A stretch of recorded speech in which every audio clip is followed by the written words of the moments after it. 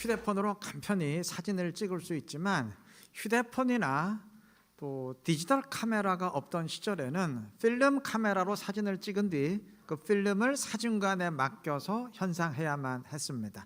아마 지금 40대 이상 되신 분들은 다들 한두 번씩 사진관에 필름을 맡겨본 경험들이 있으실 텐데, 그 시절 세계 필름 시장을 주름 잡았던 회사는 단연 코닥이었습니다. 기억나시죠? 코닥 필름. 다 기억나실 겁니다. 지금 세대에겐 낯설 수 있지만 당시 사진으로 남기고 싶은 중요한 순간을 코닥 모먼트라 부를 정도로 코닥은 필름의 대명사였고 100년 이상 세계 시장을 1위로서 주름 잡았던 그야말로 절대 강자였습니다. 그런데 그 코닥사가 어느 순간 몰락의 길을 걷더니 2012년 파산을 신청했습니다. 그 이후로 가까스로 회생하긴 했지만 지금까지도 거의 이름이 없어요. 몰락의 이유는 디지털 카메라의 출현 때문이었습니다. 필름이 필요 없는 디지털 카메라가 보급되면서 필름으로 사진을 찍던 카메라는 더 이상 쓸모가 없게 됐습니다. 그러니 몰락할 수밖에 없죠. 그런데 코닥의 입장에서 정말 통탄할 일은 세계 최초로 디지털 카메라를 개발한 회사가 바로 코닥이었습니다. 그러니까 코닥은 디지털 카메라 부분에서도 제일 앞섰던 기업이었어요. 그런데도 코닥은 디지털 카메라로 완전히 옮겨가는 것을 계속 주저하고 머뭇거렸고, 그러다가 결국 몰락하게 된 것입니다. 위대한 것의 적은 좋은 것이다 라는 말이 있는데 코닥사가 꼭 그 꼴입니다. 여러분, 만약 코닥이 필름 카메라 부분에서 세계 1위가 아니었다면 당연히 디지털 카메라 개발에도 적극적이었을 것이고 그 분야에서 세계 시장을 석권했을 겁니다. 제일 앞섰었으니까요. 그런데 필름 카메라에서 세계 1위라는 사실이 이들의 발목을 잡았어요. 디지털 카메라가 세상에 보급되는 순간 기존의 필름 카메라는 설 자리를 잃게 됩니다. 더 이상 쓸모가 없어집니다. 다시 말하면 자기들이 100년 이상 세상에서 절대 강자로 군림해 왔던 분야가 이제 사라진다는 말이에요. 그러니까 이 사실 앞에 코닥도 머뭇거릴 수밖에 없었고, 그렇게 머뭇하는 동안 다른 회사들이 디지털 카메라를 개발해서 세상에 내놓게 되자 코닥은 뒤처지고 결국 몰락하게 된 것입니다. 자, 세계 1위라는 사실은 분명 좋은 것이고 자랑할 일인데 그 어마어마한 강점이 결국은 코닥의 발목을 잡는 족쇄가 되었던 겁니다. 기업 역사에서 이런 경우는 왕왕 있었다고 하던데 신앙의 세계에서도 이런 일은 얼마든지 있을 수 있어요.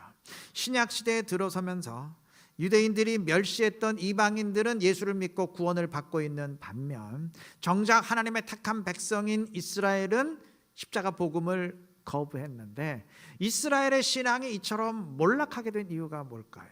이들이 왜 십자가 복음을 거부했을까요? 만약 이스라엘이 하나님의 택한 백성이 아니었다면, 율법을 받은 유일한 민족이 아니었다면 이들도 이방인처럼 십자가 복음을 믿고 받아들였을 겁니다. 그런데 영적으로 지금까지 세상에서 세계 1위였다는 사실이 이들의 발목을 잡았어요. 자, 상식적으로 한번 생각해 보십시다. 십자가 복음을 이들이 받아들이는 순간 그럼 율법과 성전은 어떻게 되나요? 십자가의 피로 죄사함 받는다고 고백하는 그 순간 죄 용서를 위한 지금까지의 성전 제사는 하등 쓸모없게 됩니다. 우리 지금 성전 제사 쓸모없잖아요. 성전에 가서 제사 드리지 않지 않습니까? 자, 성전 제사를 드리는 한 이스라엘은 세상의 중심입니다. 사도행전 2장의 증언에 따르면 오순절에 세계 각국의 사람들이 예루살렘으로 모여들지 않습니까? 또 율법을 구원의 조건으로 제시하는 한 이스라엘은 온 세상에서 독보적인 위치를 차지하게 됩니다. 율법은 오직 이스라엘에게만 주어졌기 때문입니다. 그런데 십자가 복음을 받아들이는 순간 이 모든 것은 다 사라집니다. 세상의 중심이라는 예루살렘의 자부심도, 그리고 이스라엘의 독보적인 위치도 다 사라집니다. 이 사실 앞에 이스라엘은 머뭇거릴 수밖에 없었어요. 이 사실 앞에 이스라엘은 복음의 시대로 옮겨가는 것을 주저할 수밖에 없었고, 그러다 결국 몰락하게 된 것입니다. 하나님의 택한 백성으로서 지금까지 독보적이었다는 것은, 세계 1위였다는 것은 그건 분명 좋은 것이고 위대하기까지 한 것인데, 역설적으로 바로 그것이 이들의 발목을 잡는 족쇄가 되었던 겁니다. 오늘 읽은 마태복음 본문에서 사단은 40일을 굶은 예수님에게 내가 만일 하나님의 아들이어든 돌로 떡을 만들어 먹으라 유혹했어요. 너에게는 초자연적인 능력이 있지 않느냐, 그 능력으로 너의 육체의 괴로움을 제거해라. 무엇 때문에 이렇게 굶주림의 고통 가운데 있느냐 유혹을 한 것입니다. 물론 돌로 떡을 만들어 먹는 것 그 자체가 죄는 아닙니다. 그런데 예수님의 경우는 절대 자신의 능력으로 자신의 육체적 괴로움을 제거하면 안 돼요. 만약에 능력을 그런 식으로 사용한다면 메시아의 길은 바로 무너지게 됩니다. 마태복음 27장 40절에서 십자가 현장의 군중들은 예수님께 소리쳤어요. 네가 만일 하나님의 아들이어든 십자가에서 내려와라. 자, 네가 만일 하나님의 아들이어든 돌로 떡을 만들어라. 네가 만일 하나님의 아들이어든 십자가에서 내려와라. 다 똑같은 유혹이죠. 너에게는 초자연적인 능력이 있지 않느냐, 그 능력으로 이 고통, 배고픔의 고통 제거하고 십자가의 고통도 제거해라. 뭐 때문에 그렇게 고통 가운데 있느냐 하는 유혹입니다. 여러분, 일반 사람들에게는 이게 전혀 유혹이 안 돼요. 유혹거리가 될 수가 없어요. 왜냐하면 돌로 떡을 만들어라. 만들고 싶어도 만들 능력이 없어요. 십자가에서 내려와라. 내려가고 싶어도 내려갈 능력이 없어요. 그러나 예수님의 경우는 다르죠. 그럴 능력이 있으시잖아요. 만약 예수님이 이 유혹에 넘어가서 자신의 능력으로 육체의 괴로움을 제거하고 내려오셨다면 어떻게 됐을까요? 능력 때문에 무너지게 됩니다. 차라리 능력이 없다면 내려올 수가 없는데, 능력이 있기에 십자가에서 내려오는 것이니 초자연적인 능력이, 그 어마어마한 강점이 결국 메시아의 길을 파괴시키는 흉기가 되었겠죠. 고린도 교회는 바울파, 베드로파, 아볼로파, 그리스도파를 형성하며 분란에 휩싸였는데, 개척자인 바울 때부터 오래 교회를 섬긴 사람들이기에 바울파 형성한 것은 굉장한 강점입니다. 여러분, 아무나 개척교회 창립 멤버 합니까? 강점이에요. 또 베드로처럼 유대인으로서 어릴 때부터 성경을 알아왔고 성경을 외워왔기에 베드로파를 형성한 것도 강점입니다. 아무나 어릴 때부터 성경 외워옵니까? 그리고 아볼로처럼 학식이 풍부하기에 아볼로파 형성한 것도 강점이에요. 또 신비한 은사로 주님과 직접 소통하기에 그리스도파를 형성한 것도 굉장한 강점이에요. 그러니까 이들은 전부 특별한 강점을 지녔어요.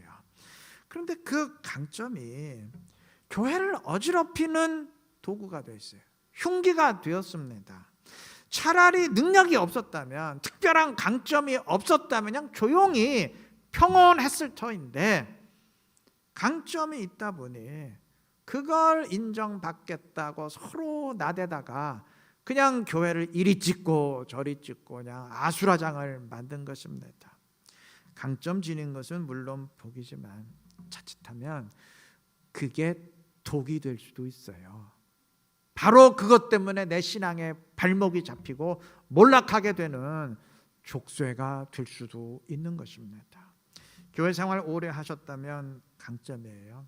직분이 있다면 물론 장점입니다. 은사가 있다면 강점이고요.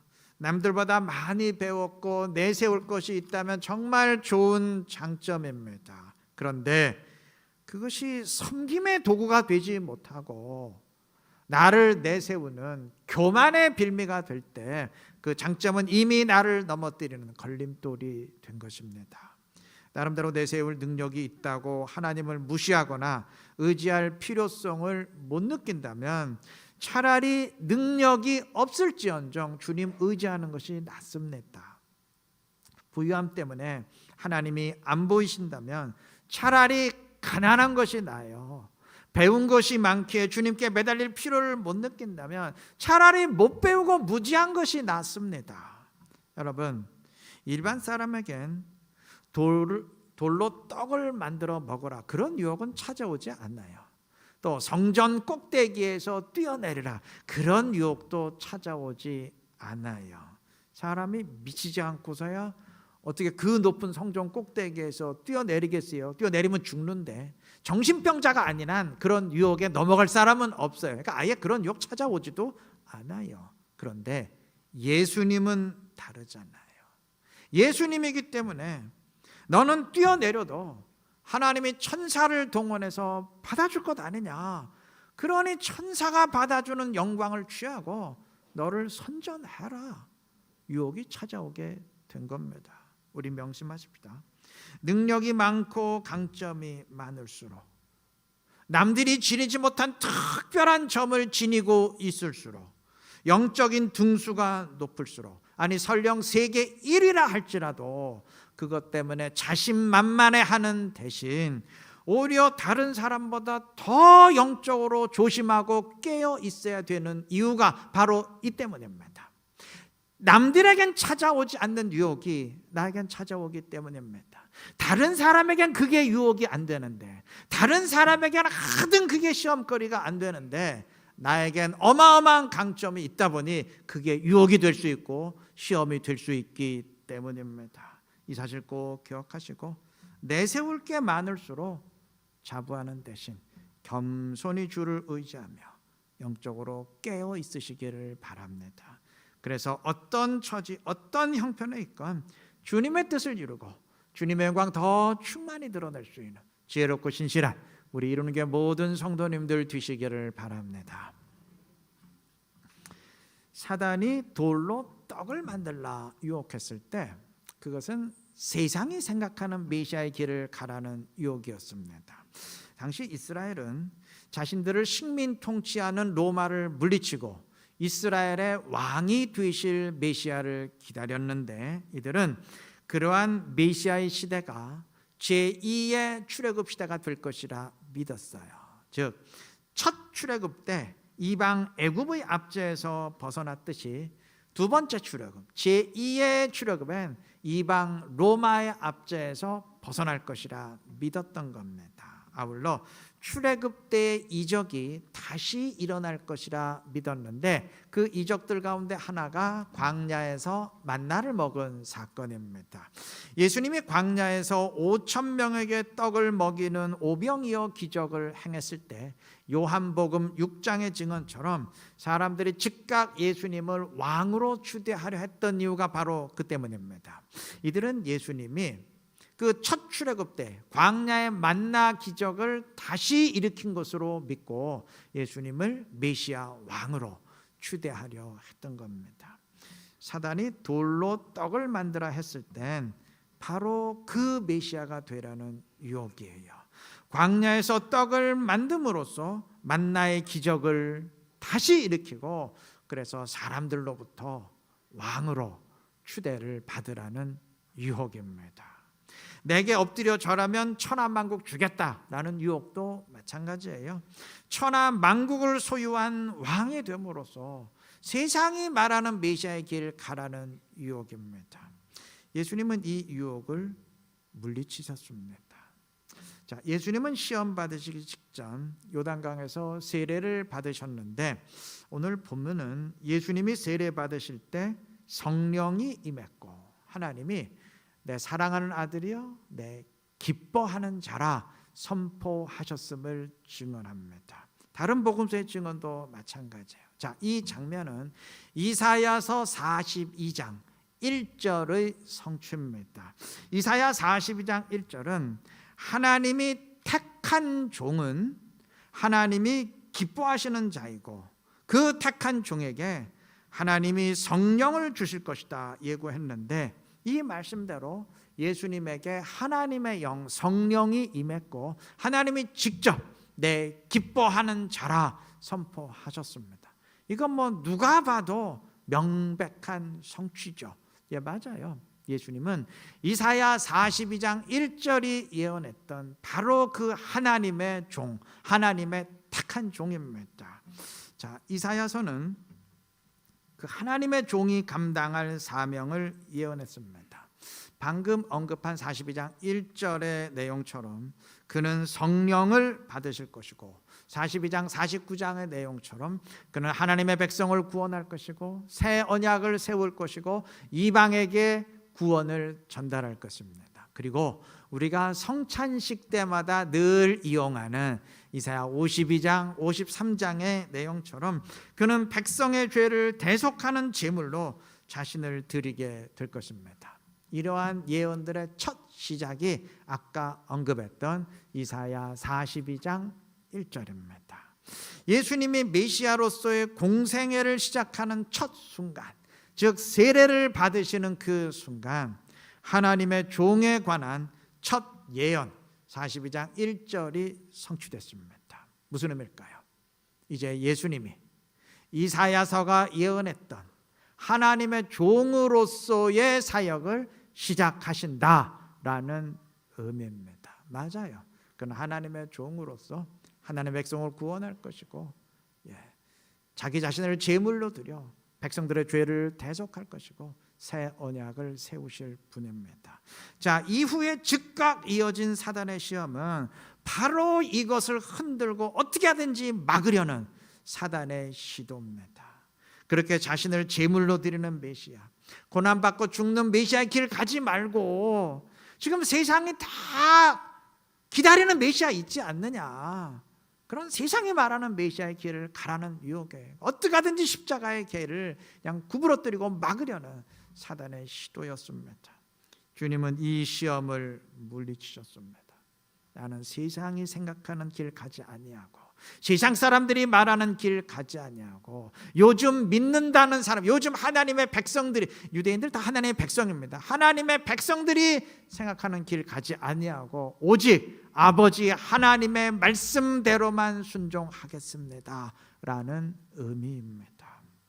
여러분, 사단은 예수님에게 메시아의 길 가지 마라 그렇게 유혹하지는 않았어요. 그 대신 그래 메시아의 길 가라, 그런데 꼭 그렇게 말씀대로 가지 말고 세상이 말하는 대로 가라 유혹했습니다. 오늘 우리에게 찾아오는 유혹도 마찬가지입니다. 사단도 교인들에게, 성도들에게 너 예수 믿지 마라, 신앙 포기해라, 교회 등져라, 뭐 그렇게 유치하게 유혹하지는 않습니다. 그 대신 그래 예수 믿고 신앙생활 해라, 그런데 좀 융통성 있게 해라. 뭐 꼭 그렇게 말씀대로 해야 되냐? 아니 초대교회 때나 다들 전도했지. 그러니까 요즘 전도하는 사람이 그래 몇 사람이나 되냐? 다들 신경 안 쓰고 사는데 너도 그렇게 살면 되지. 뭐 꼭 그렇게 말씀대로 순종하겠다고 난리냐? 이런 식으로 유혹해요. 요즘 교인들 가운데 매일 기도하는 사람들이 과연 몇 %나 되냐? 안 하는 사람이 태반인데 너도 그러면 되지. 뭐 꼭 그렇게 말씀대로 매일같이 기도하겠다고 난리냐? 이런 식으로 유혹합니다. 예수 믿지 말라는 유혹에 넘어갈 교인은 적어도 이런 식의 유혹에 흔들리고 넘어질 사람들은 부지기수로 많습니다. 우리 명심해야 됩니다. 우리가 따를 기준은 하나님의 말씀이지 요즘의 추세나 동향이 아닙니다. 새가 날 수 있어야 하고 말이 달릴 수 있어야 하듯 성도는 세상에서 하나님의 말씀대로 살아갈 수 있어야 할 것입니다. 누군가 당신은 왜 그러한 삶을 사느냐고 물을 때, 왜 당신은 돈과 시간을 그런 식으로 사용하느냐 물을 때, 나는 예수 믿는 사람이기 때문입니다. 나는 하나님의 말씀대로 사는 사람이기 때문이다. 답변할 수 있어야 될 것입니다. 그 사람이 그리스도인이에요. 여러분, 만약 주님이 사단의 유혹에 넘어갔다면 어땠을까요? 사단에게 졌다고, 유혹에 빠졌다고 사람들이 지탄했을까요? 백성의 지탄을 받았을까요? 아니에요. 정반대예요. 온 백성의 칭송을 받았을 겁니다. 이스라엘의 왕이 됨으로써 민족의 독립을 이루었을 것 아닙니까? 여러분, 독립운동이 나쁜 건가요? 그래서 우리가 독립운동 하신 분들을 향해서 저런 세상의 나쁜 놈들 뭐 이렇게 욕을 합니까? 아니죠. 반대죠. 칭송하지 않습니까? 숭고한 일입니다. 그런데 숭고한 일도 경우에 따라서는 가장 위대한 일의 적이 될 수 있음을 알아야 됩니다. 좋은 것도 위대한 것의 적이 될 수 있어요. 어떨 때 그럴까요? 그것으로 인해서 하나님의 신앙이 짓밟힐 때, 그것으로 인해서 하나님께 다가서는 길이 막히게 될 때가 그렇습니다. 율법과 성전 붙들다가 예수님 짓밟은 유대인들이 그러했죠. 여러분, 율법과 성전이 나쁜 건가요? 하나님이 주신 건데 그게 나쁜 겁니까? 율법 신앙, 성전 신앙이 나쁜 겁니까? 아니죠. 좋은 것이고 선한 것입니다. 그런데 바로 그것 때문에 그리스도께 가는 길이 막히게 되었기에 선한 것이 주님을 가로막는 적이 된 것입니다. 만약 이들이 율법과 그리스도 신앙을 연결했더라면 얼마나 좋았을까요? 둘을 연결해서 율법의 인도함을 받아서, 율법의 기능이 그리스도께 인도하는 거죠. 그러니까 율법의 인도함을 받아서 예수님께로 가고, 그래서 그리스도 신앙에도 역시 세계 1위를 했더라면 얼마나 좋았겠습니까? 얼마나 좋았겠습니까? 서두에 언급했던 코닥사에 비유한다면 필름 카메라 부분에서 세계 1위라는 건 분명 좋은 일이고 자랑할 일입니다. 그런데 바로 그것이 디지털 카메라의 개발을 가로막았으니 좋은 것이 위대한 것의 적이 된 거예요. 만약 이 둘을 연결했더라면 얼마나 좋았겠어요. 그래서 필름 세계 1위의 여세를 몰아서 디지털 카메라에도 적극 개발, 역시 세계 1위를 했더라면 얼마나 좋았겠습니까? 열심히 살고 계시다면 그거 선한 것입니다. 반대로 게으르고 나태하게 사는 게 나쁜 거예요. 그런데 만약 열심히 사는 것으로 인해 너무 열심히 살다 보니까 교회도 잊어버리고 신앙을 멀리하게 된다면 선한 것을 위대한 것의 적으로 만드는 일입니다. 이 둘을 연결하면 얼마나 좋겠어요. 열심히 사는 삶과 하나님 신앙을 좀 연결하면 얼마나 좋겠습니까? 그래서 열심히 사는 자세로 신앙생활에서 삶을 더 가치 있고 의미 있게 만들고, 또한 주님의 인도하심으로 인해 삶의 승리자가 되도록 한다면 얼마나 좋겠습니까? 그게 지혜 아니겠습니까? 그렇게 하시기를 바라요. 내게 있는 좋은 것들, 강점들, 예, 좋은 거죠. 근데 그것을 가장 위대한 것의 적으로 만들지 마시기 바랍니다. 열심히 살고 계시다면 좋은 거예요. 열심히 노력해서 성공하고 있다면 예, 분명 좋은 것이고 선한 것입니다. 학생 공부 열심히 하고 있다면 좋은 거예요. 그런데 그것으로 인해 신앙을 멀리하게 된다면 그 선한 것을 가장 위대한 것의 적으로 만드는 일입니다. 그것 때문에 내가 파멸하게 되는, 무너지게 되는 족쇄가 될 수 있음을 기억하시기 바랍니다. 연결하시기 바라요. 나의 삶과 신앙을, 열심히 사는 삶과 성공하는 삶을 신앙과 연결하시기 바랍니다. 그래서 열심히 사시되 주 안에서 열심히 사시고, 열심히 노력해서 성공하시되 주님 안에서 그렇게 하시고, 열심히 공부하시되 신앙 안에서 그렇게, 열심히 사업하고 돈 버시되 주님 안에서 그렇게 하시기를 바랍니다. 그래서 진정한 삶의 승리자가 되고 주님의 영광을 더 충만히 드러내는 지혜롭고 복된 우리 모두가 되시기를 그리스도의 이름으로 축원합니다.